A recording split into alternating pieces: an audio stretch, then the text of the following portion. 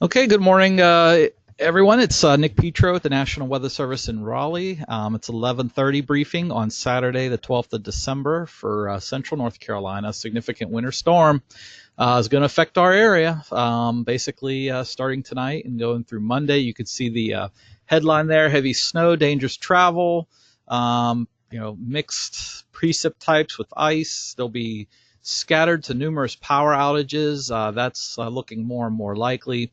And the concern is growing. What has changed? The concern is growing that there will be more freezing rain. We are in the process of increasing our ice accumulation amounts. So look for that in the later briefing this afternoon. We're also, again, there's indications that, once the snow melts and the heavy rain finds its way into the river system, that there could be some river flooding next week. So we're going to see a lot of issues, various issues with this storm. So let's just kind of jump right into it. And no changes here since yesterday. Basically, the concerns are snow, ice, wind, power outages, hazardous travel, and eventually flooding. The places that are going to see the flooding concerns are mainly to the south and east of Raleigh, with potential for localized poor drainage flooding. The places that see mostly rain, again, south and east of Raleigh, mainly east of I-95 and south of Goldsboro. But eventually next week, all the rivers, all the main stem rivers are gonna feel the snow melt and that water runoff. And then the next rain event that comes in here later next week is probably going to put most, if not all, the rivers into flood next week. So we're going to be dealing with this storm system for quite some time. Where's the worst of the conditions? Again, along and north of I-85 for the snow. Ice, we're expecting ice conditions between the I-85 corridor and the I-95 corridor. It's again, our concern is growing for ice accumulations there, and of course, resultant travel hazards and power outages. Okay, so we've increased. Let's see, I think we increased the power outage indication on this particular graphic, and then no real changes since last night or this morning's briefing. And by the way, I've already emailed these slides out to everybody. So these slides you see here in this briefing, you've got them in your inbox. I've already sent those out a few minutes ago. So anyway, the prime time for this event is tonight and Sunday. In terms of precipitation falling and accumulating, and then Sunday night into Monday, we're just dealing with the fallout from all that.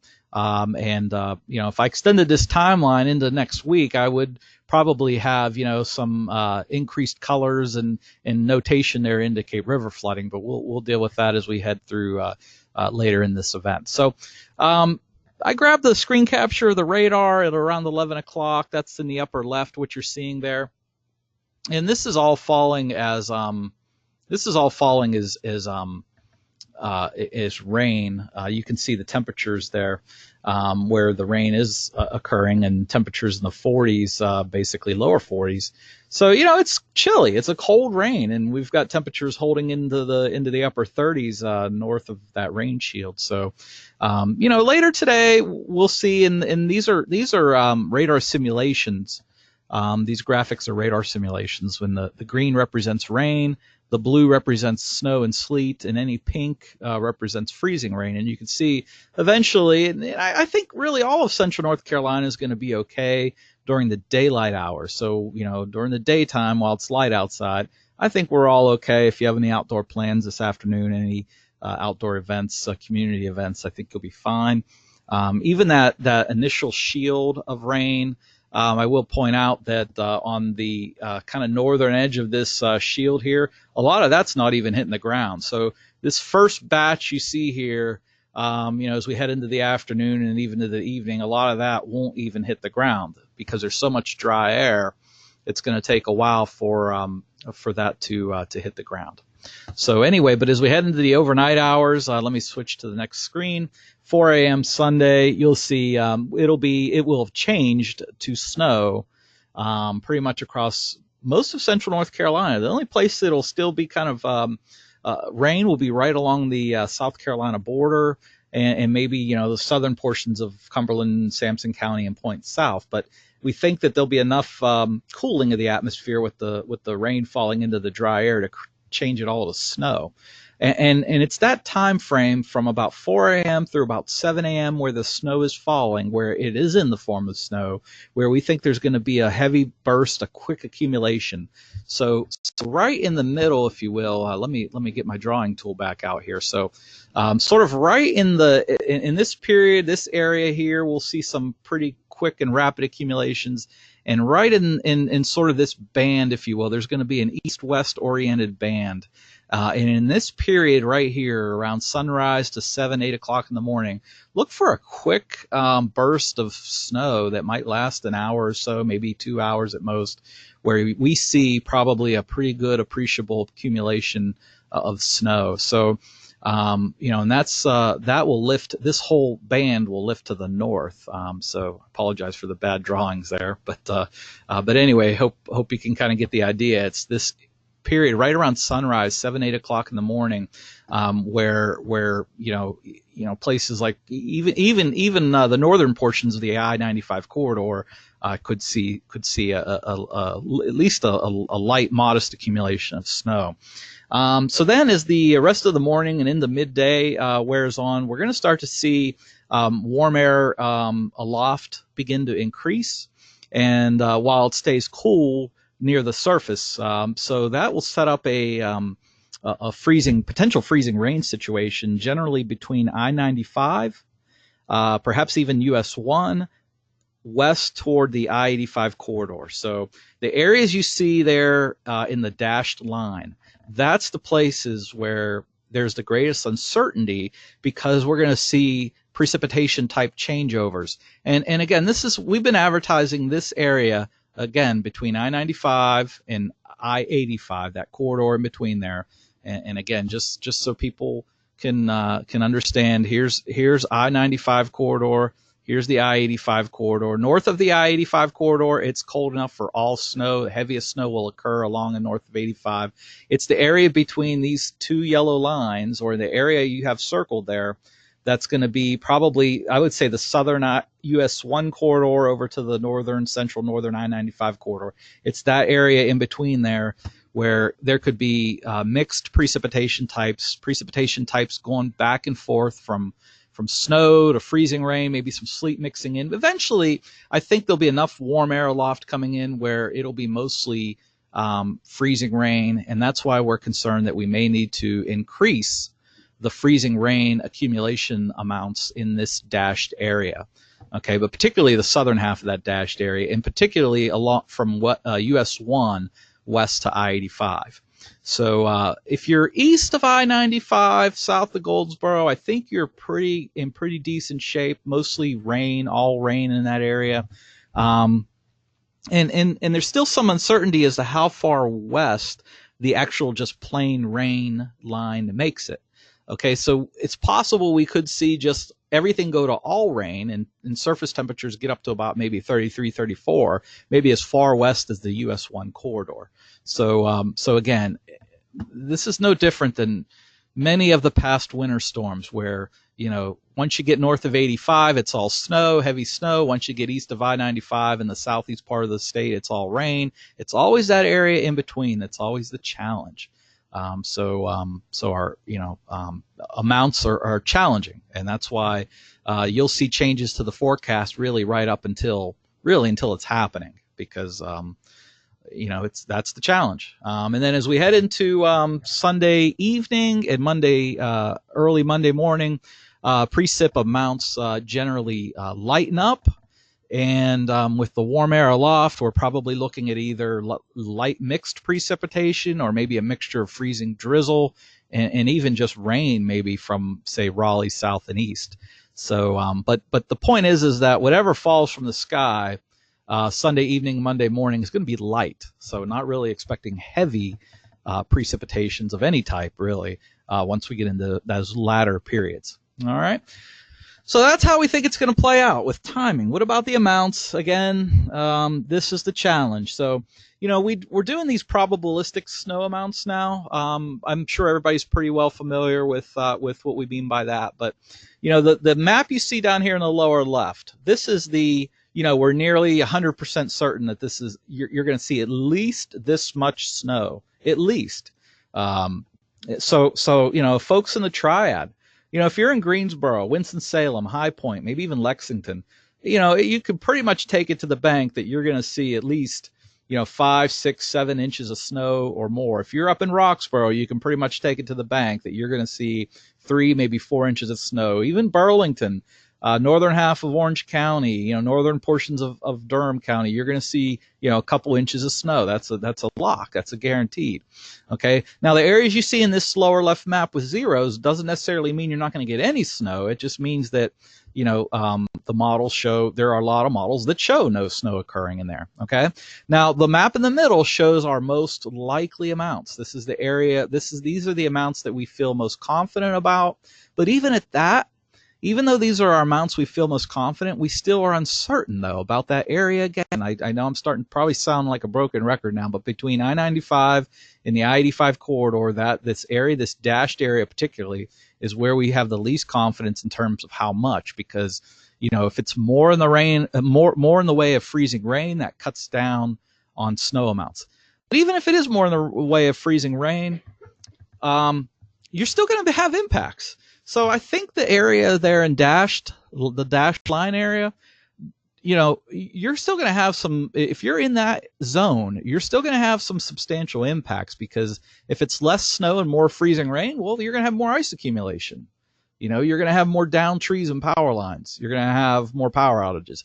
And whether it's snow or ice, you're going to have bad roads. Okay. So it's very impactful. Maybe it's probably less important to focus on the numbers and more important to focus on the impacts. And the impacts are going to be bad in the dashed area as well. We're just not sure how much of each. Okay. And then the map in the lower right is the worst case scenario for snow.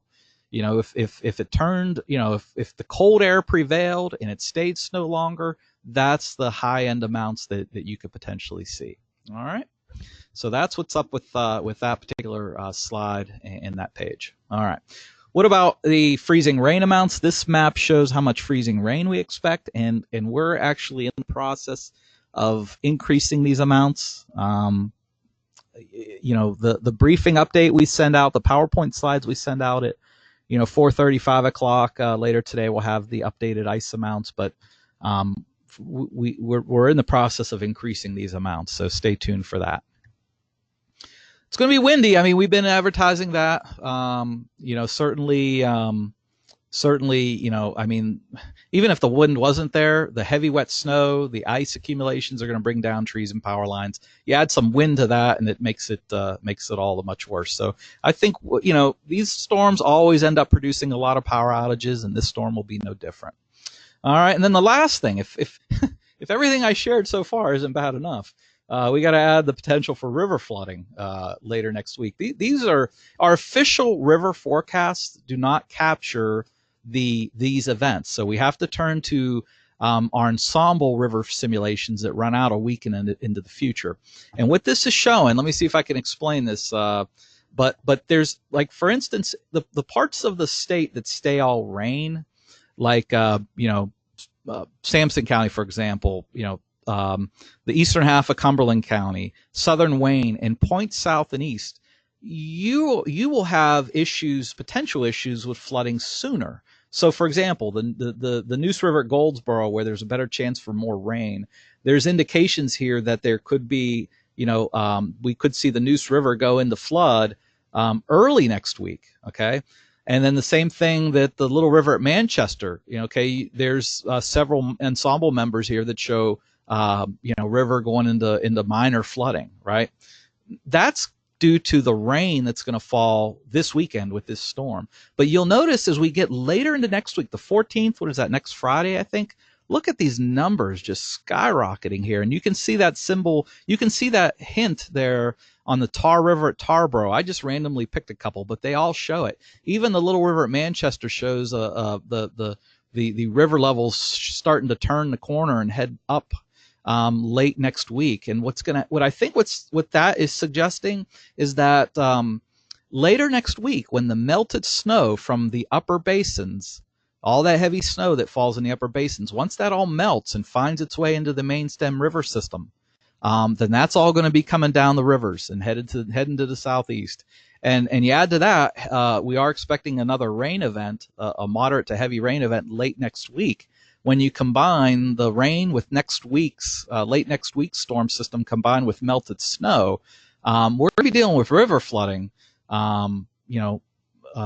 next week, either early in the week due to the rain that's falling in the places that stay rain, and or late in the week due to snow melt in the late week rain event. Okay, so I'm sorry if that was a little difficult to follow, but basically the bottom line is we have to keep our eyes on the rivers because we could have some river flooding later in the week. All right, so last slide of the presentation here is just kind of a summary, and I've broken it down by corridors along and north of I-85, including the Triad, Winston-Salem, Greensboro, High Point, and the whole general Triad region, east to Roxborough, and then west, points north and west of the Triad. You're going to have all snow. Mostly, you could go to freezing rain late tomorrow evening, tomorrow night, but most of the precip that falls from the sky is going to fall is snow. You're looking at probably at least double-digit snow. 10 inches or more. Power outages, those always happen with a heavy wet snow. And then as you get south of 85 over to the I-95 corridor, including the Triangle, Southern Pines, and surrounding areas, this is our most challenging area to forecast because we expect snow to develop late tonight and early Sunday. That'll gradually transition to freezing rain and rain on Sunday afternoon. But how much snow falls until that transition?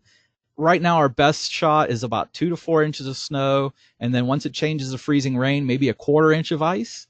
It could be a little bit higher locally, the ice accumulation.